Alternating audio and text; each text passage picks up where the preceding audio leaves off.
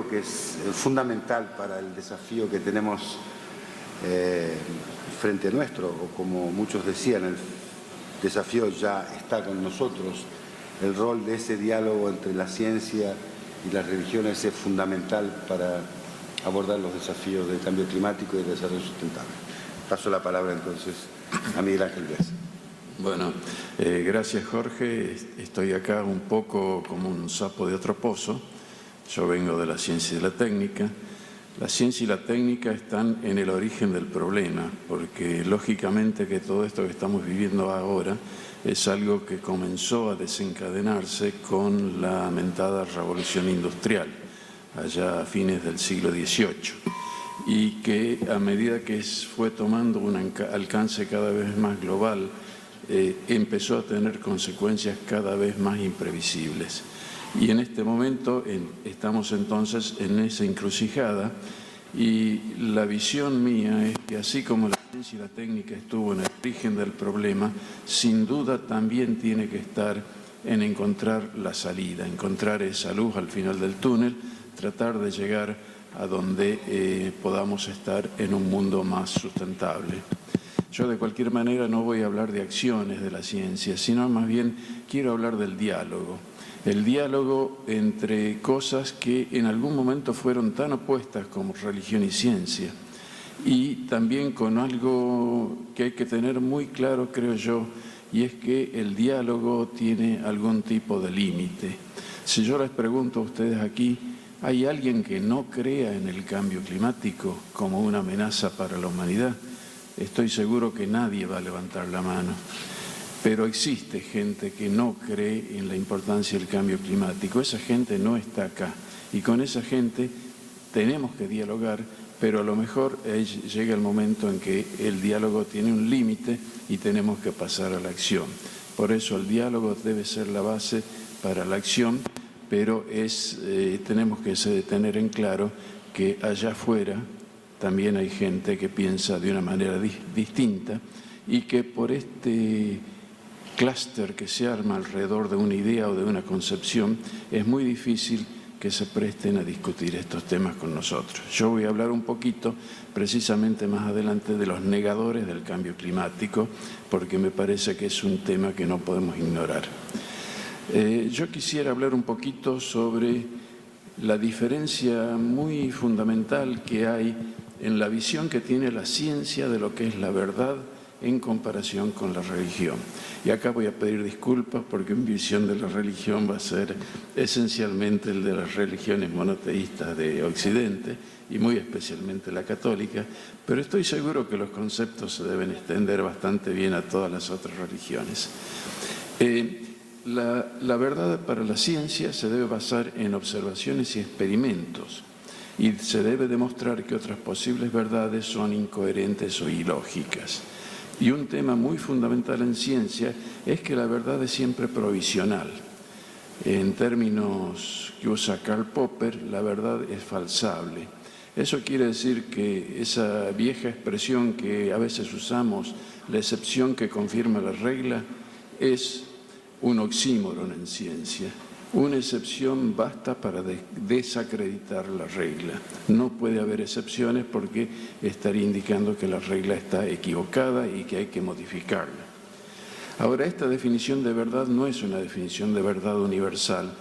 Ya lo decía incluso algún filósofo ateo como Bertrand Russell. Esto es la delimitación de lo que es la verdad científica. Pero hay una verdad que está allá afuera, que no es verdad científica y que es el objeto de las religiones. Perdón. Bueno, ahora sí.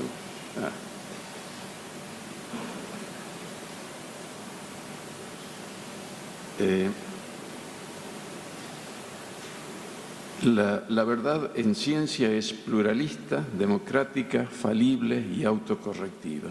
Todas esas son características de la verdad en ciencia, mientras que la verdad en religión es normalmente algo revelado, algo dado por Dios a través de una revelación, y por lo tanto no es de ninguna manera falible, es totalmente absoluta y debe ser aceptada sin ningún lugar a duda.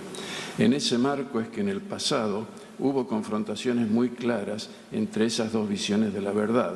En el caso de la Iglesia Católica, el caso más conocido y discutido es el de Galileo Galilei, que, como ustedes saben, presentaba una visión que no era con la Tierra en el centro del universo, sino con el Sol en el centro del universo, y eso desató una muy fuerte controversia, conflicto entre Iglesia y religión. Sin embargo, eso es simplemente una etapa de un camino de maduración entre las ciencias y las religiones. La gente que examina la relación entre ciencia y religión dice que hay tres formas posibles de encarar la vinculación entre ambas. Una es la del conflicto. El conflicto dice que la religión tiene razón y la ciencia está equivocada, o al revés, que la ciencia tiene razón y la religión está equivocada. Eso estuvo en el origen de la controversia de Galileo Galilei y también la toman algunos científicos. Hay un señor que se llama Richard Dawkins que dice que la ciencia puede demostrar que Dios no existe, lo cual obviamente es una visión sumamente extremista de gente con la cual es muy difícil dialogar. Pero también hay otras visiones, y una visión muy popular fue la de un biólogo norteamericano, Stephen Jay Gould, que él decía que Iglesia, religión y ciencia eran dos magisterios que no se solapaban, no se superponían, de manera que esa era una visión de coexistencia, digamos, pero donde no tenían mucho que decirse el uno al otro.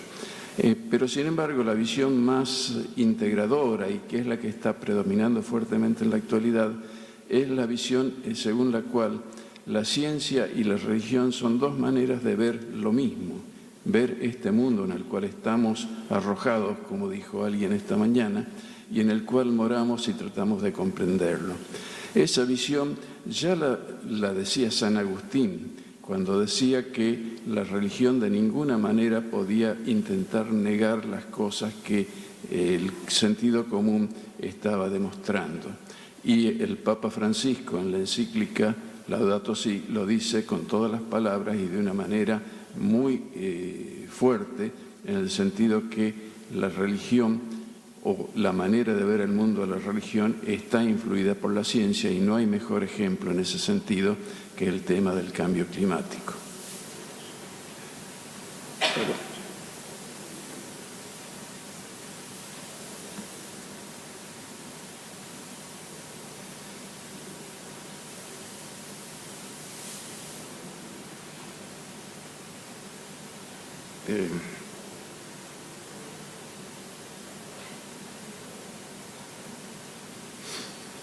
Yo les voy a leer primero lo que dice el reporte científico del panel para el cambio climático respecto de algunos puntos muy claves, y después les voy a leer lo que dicen algunos científicos que son esos que yo llamo los negadores de la realidad.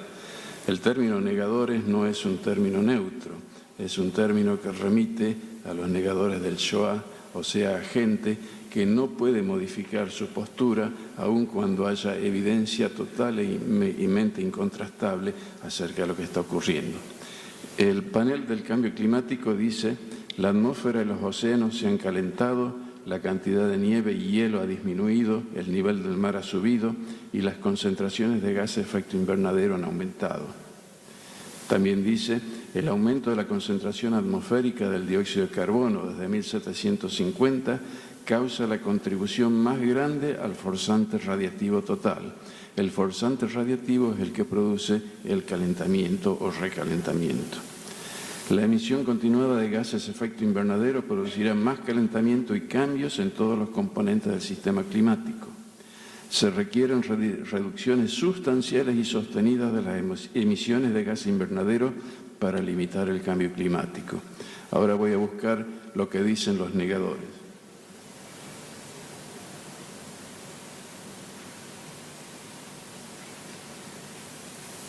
Tres expresiones típicas: La información sobre aumentos en la temperatura de la superficie terrestre selecciona ciertas mediciones e ignora otras. Se señala que las mediciones satelitales no corroboran un calentamiento. También dicen, los modelos de la evolución del clima son simplemente modelos con altos errores intrínsecos y dudosa validez. Y finalmente se dice, no está demostrado que un eventual cambio climático tenga efectos negativos. Las medidas propuestas para mitigar sus consecuencias tienen efectos más graves que el mismo cambio climático.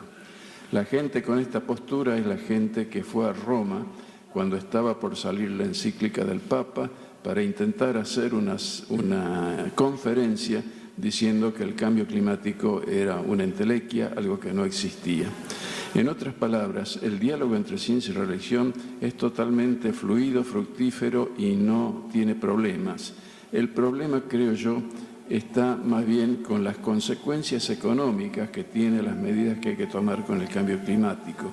Entonces, no nos tenemos que engañar, podemos dialogar mucho, pero hay ciertos sectores que, recurriendo a lenguajes que a veces son científicos, como esto que les acabo de leer, o a veces son religiosos, con una interpretación literal de cualquier cosa, están en realidad sirviendo para sustentar posiciones que vienen por un lado de prejuicios, preconceptos, pero también por el lado de fuertes intereses económicos.